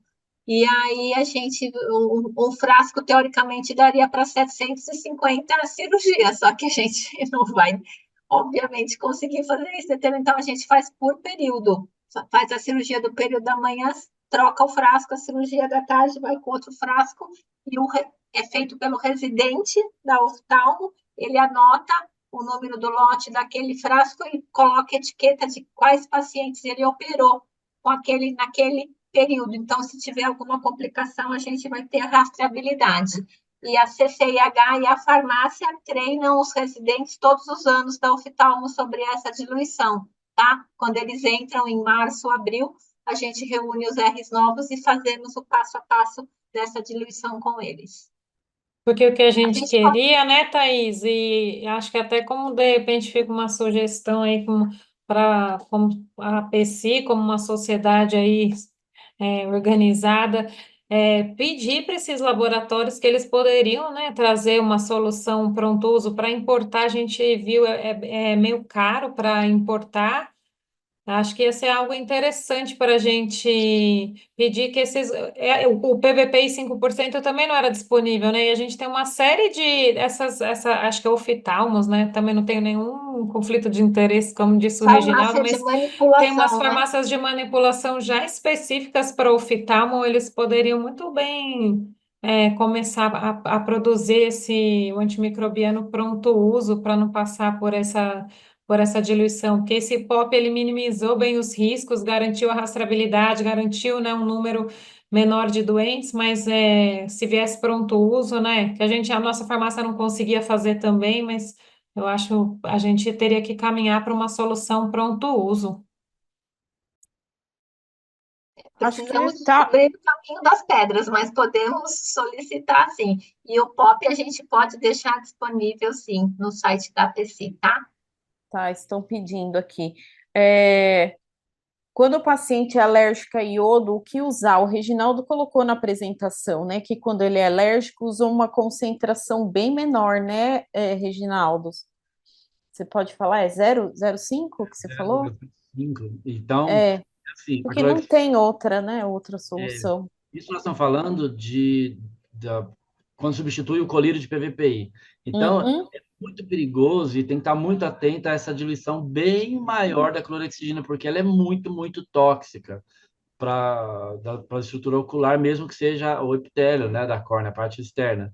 Então, em substituição ao PVPI a 0,5%, tem-se estudos que recomendam essa diluição. Inclusive, essa informação também está lá no caderno 9 da Anvisa, mas isso é só em casos muito mais raros, e para não acontecer o que aconteceu agora recente, né, desse caso de destruição dos tecidos dos pacientes, não deixar essa glucosidina lá no meio das outras coisas. É um uso pontual, usou, já tira do campo para não usar isso errado. Se do lado de fora do olho ela já detona o olho do paciente, imagine injetar isso dentro do olho, que foi o que aconteceu, que eu presumo que aconteceu, né? No caso que vários pacientes tiveram que fazer transplante de córnea depois da cirurgia de catarata. Ai, Jesus. Acho que a última pergunta, não sei se já foi falada, que é a questão do tempo do colírio. Qual o tempo ideal para o uso do clorírio de PVPI antes da cirurgia? Ó, no POP do HC, a gente colocou 5 minutos antes, da cirurgia. Eu escrevi ali no chat. Então, Ah, faz a tá bom. antisepsia da periocular com PVPI tópico, 10%. Aí o colírio da conjuntiva, o colírio de PVPI 5%, 5 minutos antes. E aí, como eu disse, embora os colírios de quinolona não tenham uma evidência super robusta como tem o PVPI, a gente também faz daí, depois do colírio de PVPI, espera 1 minuto e faz esses colírios de quinolona. Eu gostaria só de complementar sobre essa questão do PVPI. É muito importante essa pergunta por conta das responsabilidades depois, caso, né, dê alguma coisa errada, que a gente não quer que dê. Então, lá no caderno 9 também fala sobre esse tempo, varia muito entre algumas literaturas, né, 3 minutos, 5 minutos. O importante é a gente saber o seguinte, principalmente a enfermagem, que está dentro lá da sala operatória. O PVPI, embora ele mais diluído, ele é seguro para uso na superfície ocular, ou seja, córnea conjuntiva, mas ele não pode ficar lá agindo por muito tempo, porque ele também é tóxico para a estrutura do olho do paciente. Então, é um procedimento que, para a enfermagem fazer com segurança, até para não errar, e também para ficar tudo registrado que ela fez conforme a prescrição médica, é importante que tenha minimamente um protocolo institucional. Por exemplo, olha, aqui na instituição, a equipe da CCH ou a equipe da oftalmologia definiu que para a cirurgia de catarata vai ser instilada uma gota de colírio 5 minutos antes do paciente entrar na sala operatória. Por exemplo, carimbado e assinado. Isso é um respaldo para a equipe de enfermagem que está fazendo a instilação de um medicamento ou de um produto que se tiver alguma reação, ela está respaldada por um protocolo institucional. Então, isso é bom para a segurança do paciente, que a enfermagem não vai fazer da cabeça dela. Ah, 5 minutos é muito pouco, eu vou deixar 15, que é para fazer mais efeito. Você está levando um risco de toxicidade para o paciente. Então, não precisa de uma prescrição para cada paciente, obviamente, mas um protocolo institucional resolve. Acho que Acho podemos que encerrar, acabou. né? Ó, só elogios, que eu não sei se vocês estão conseguindo acompanhar aí, Mauro e Reginaldo, só elogios. E acredito que a gente tenha respondido aí a maioria das perguntas.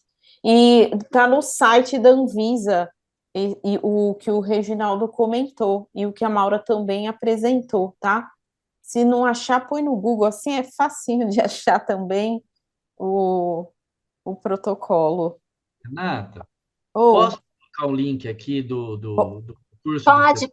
Coloca o seu e-mail também, que tinham pedido o seu e-mail, CEPAS? Reginaldo. aí ele colocou o link do curso e a Maura colocou o QR Code. Coloca o QR Code também, isso. Eu não sei se a Maura vai conseguir colocar o QR Code. Mas é É, Simpla, né, Maura? O Simpla, né? Procurar no Simpla.